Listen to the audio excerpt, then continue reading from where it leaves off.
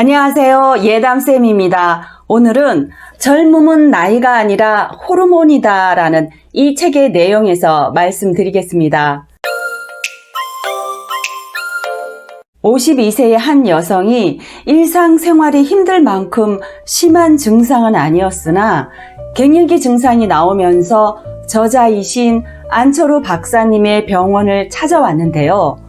성형이나 미용 시술을 받은 것 같지는 않아 보이는데 외모가 30대 중후반으로 아주 동안으로 보였고 갱년기가 어느 정도 진행되었는지 알기 위해서 정밀 검사를 해본 결과 역시 이 여성이 동안 외모를 가질 수 있었던 이유를 알 수 있었다고 합니다. 이 여성의 몸속은 젊고 건강했으며 호르몬 또한 아주 건강하고 활발했고 단지 폐경을 앞두고 여성 호르몬의 변화가 생기면서 자연스러운 갱년기 증상만 조금 나타났을 뿐이라고 합니다.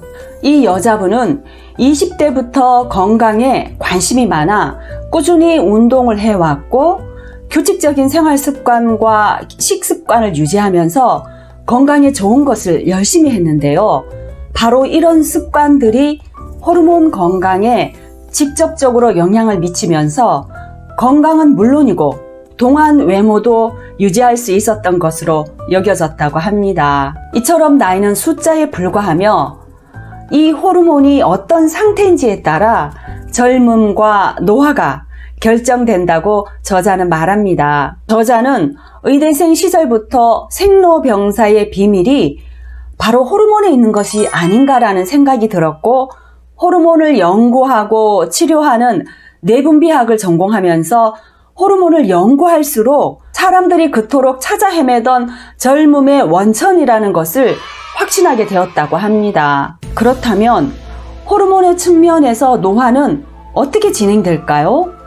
노화는 호르몬의 발생과 분비, 조절에 변화가 생기면서 호르몬의 분비량이나 기능이 감소해서 비정상적으로 되는 것을 말하는데요. 호르몬의 기능이 떨어지면 제일 먼저 신체 기관의 활력이 떨어지고 몸에 상처가 났을 때 회복력과 질병을 막아내는 면역력도 저하되면서 몸속 각 기관의 활력과 재생력, 면역력이 떨어지면 신체가 쇠약해지고 이렇게 쇠약해지면 외부의 자극, 염증 등 질병의 원인이 되는 요인을 효과적으로 방어하기 어려워진다는 것입니다. 그 중에 가장 조심할 것은 병이 든 상태에서는 호르몬 기능이 더더욱 떨어져 노화가 촉진되고 기능이 저하되는 악순환이 반복되어진다는 것입니다.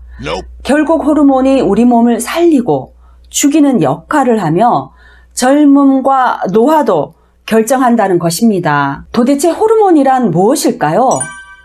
호르몬은 혈액 속에 섞여서 혈관을 타고 온 몸을 돌아다니다가 몸속의 각 장기들이 생명을 유지하기 위해 없어서는 안 되는 수많은 역할들을 하도록 해줍니다.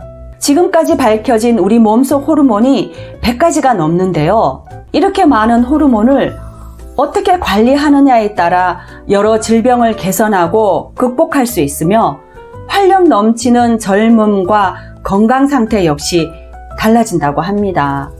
사람은 누구나 영원히 젊고 아프지 않게 나이 들고 싶어 하는데요.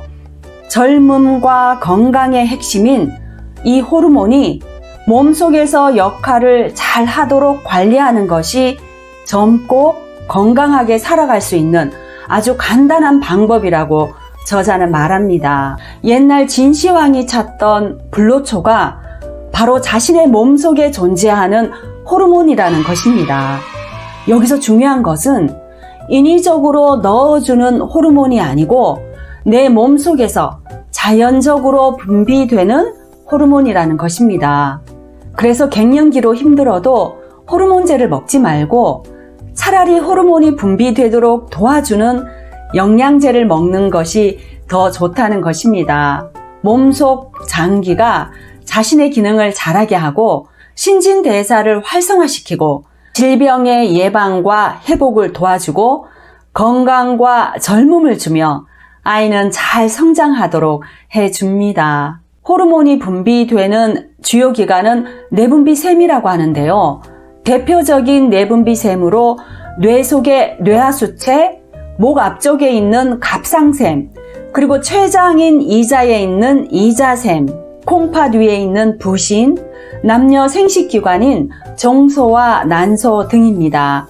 지난번 수면에 관계되는 멜라토닌 호르몬에 대한 영상을 올렸습니다만 이 멜라토닌 호르몬이 부족하면 우울감과 무기력, 그리고 스트레스 호르몬인 코티솔의 수치가 비정상적으로 높게 나와 항상 긴장하게 되어 신경도 날카로워지고 짜증이 많아질 수밖에 없는 상태가 됩니다.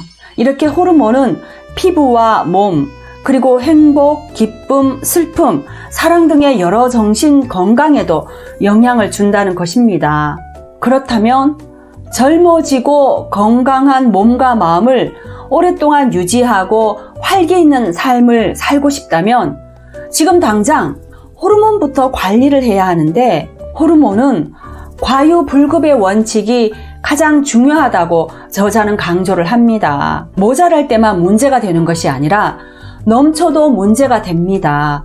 예를 들면 성장 호르몬이 부족하면 외소증에 걸리지만 과다하게 되면 말단 비대증이나 거인증에 걸리며 단순히 거기에서 그치는 것이 아니라 심혈관 질환이나 대장암에 걸릴 수도 있다는 것입니다. 예전에 어느 TV 프로에서 외국에서 의사를 하던 분이 암센터장으로 임명받아 오셨는데 아이스크림을 너무 좋아하셔서 매일같이 많이 드시는 분이셨어요. 그런데 그분이 말단 비대증에 걸렸다는 내용을 보면서 많이 안타까웠던 기억이 납니다. 제 생각으로는 즐겨 먹는 아이스크림 안에 함유되어 있는 우유 속에 젖소가 맞은 성장 호르몬이 원인이 되지 않았을까라는 생각을 해봅니다.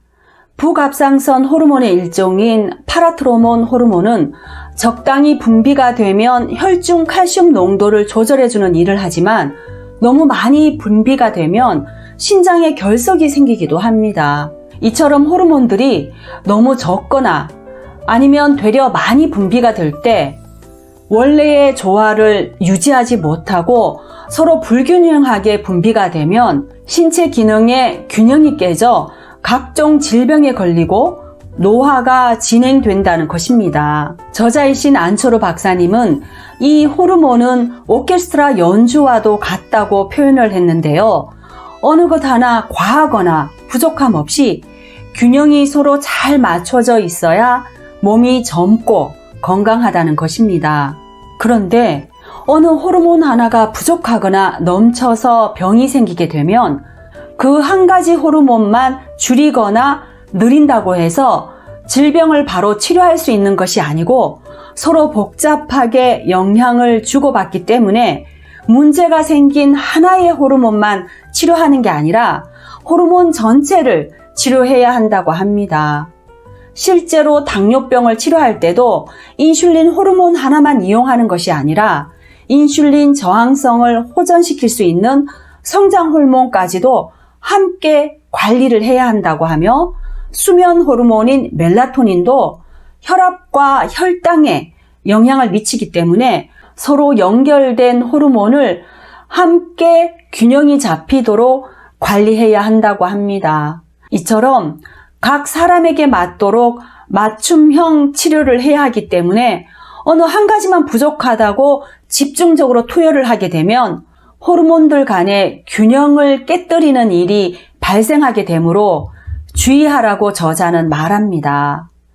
저의 경우도 어느 특정 호르몬을 먹는다는 것은 위험하다는 생각이 들어서 몸 전체의 면역력을 상승시키고 신진대사를 높일 수 있는 여러 가지 방법을 동원하여 활용하면 나의 몸 이곳저곳에서 각종 호르몬이 균형 있게 분비가 되어 젊음과 건강을 유지하지 않을까라는 바로 그 점에 초점을 맞추어 몸 전체의 면역력과 오장육부가 튼튼해질 수 있는 방법을 찾았던 것 같습니다. 오늘은 내 몸속 호르몬에 대해서 말씀드렸는데요. 어느 한 가지가 부족하다고 해서 그 특정 호르몬만 투여하면 안 된다는 점, 이 점 꼭 알아두시고요. 오늘 정보가 젊음과 건강을 유지하시는데 도움이 되셨으면 합니다. 시청해 주셔서 감사합니다.